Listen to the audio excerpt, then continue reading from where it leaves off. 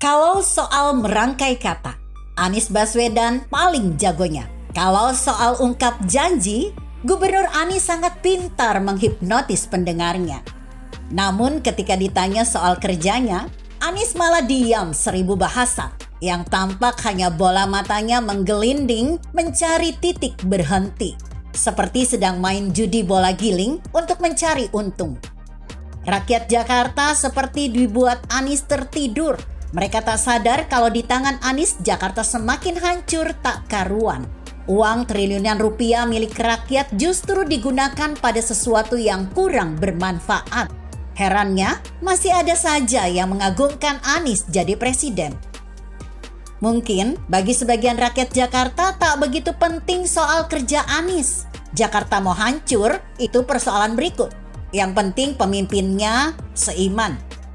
Anies diuntungkan oleh kampanye yang berbau sara. Ayat dan mayat pun menjadi andalan jualannya. Dan itu ditelan mentah-mentah oleh orang-orang bodoh. Tak perlu diurai satu persatu janji kampanye Anies. Semua sudah tahu, bahkan orang di luar Jakarta pun sudah paham. Tapi apakah janji-janji kampanye itu terrealisasi? Tentu ini tak butuh jawaban.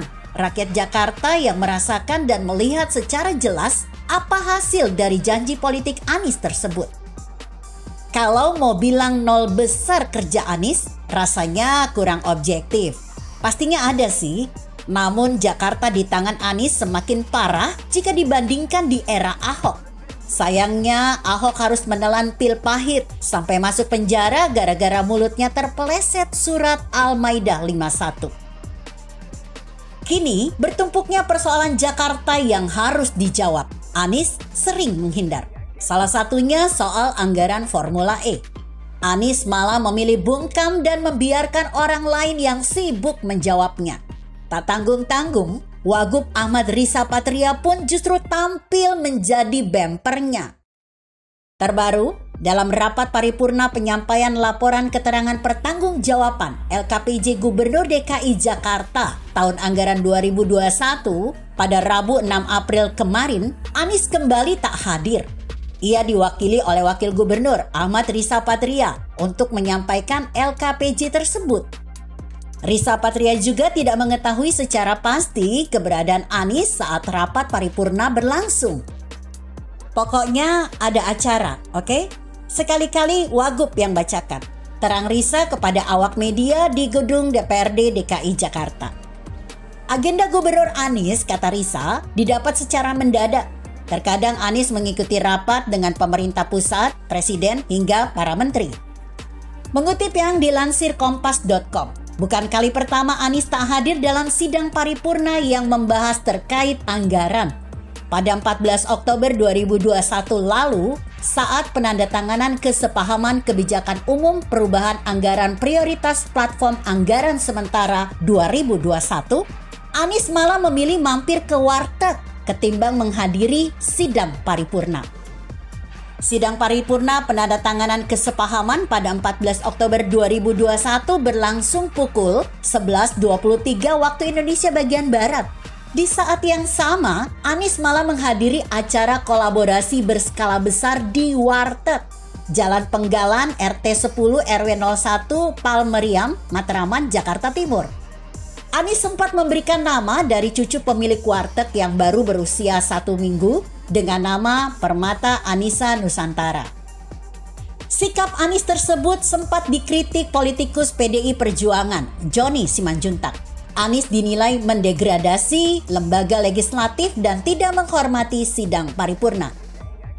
Jadi Pak Anies seolah-olah mau mendegradasi lembaga politik yang representasi rakyat ini. Dia mau menunjukkan saya lebih bagus ngurusin rakyat daripada ngurusin DPRD. Ucap Joni kala itu. Sikap Riza yang selalu pasang badan dalam setiap kesempatan menunjukkan kualitasnya sebagai seorang pemimpin.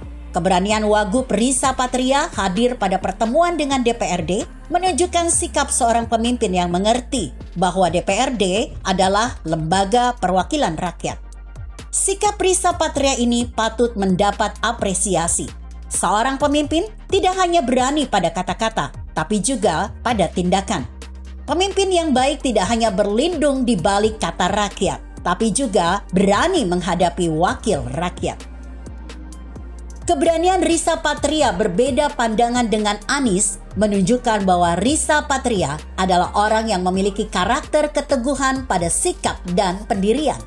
Rissa Patria tampaknya bukan tipe pemimpin yang lebih mementingkan citra ketimbang solusi.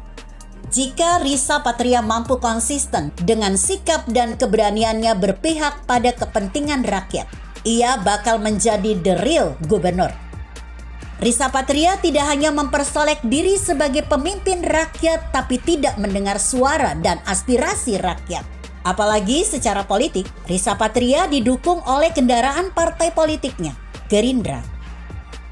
Maaf jika rakyat mau bilang bahwa Anies adalah sosok pengecut dan penakut. Ia berusaha menghindar jangan sampai akan muncul berbagai pertanyaan dari anggota dewan yang terhormat soal yang dikerjakan selama ini, terutama tentang Formula E. Waduh, bagaimana mungkin orang semacam ini mau jadi presiden? Hancurlah negeri ini. Apakah Anda setuju Anies jadi presiden? Ayo, sepakat partai politik untuk tidak mencalonkan Anies. Itu dulu yang paling utama. Kalau toh ada parpol tetap memaksa Anies jadi calon presiden, kita sepakat untuk sama-sama tidak memilih partai tersebut. Setuju? Begitu kira-kira. Bagaimana menurut Anda? Jika Anda berpendapat lain, tuliskan komentar Anda di bawah ini. Saya Emma, Karisma 90.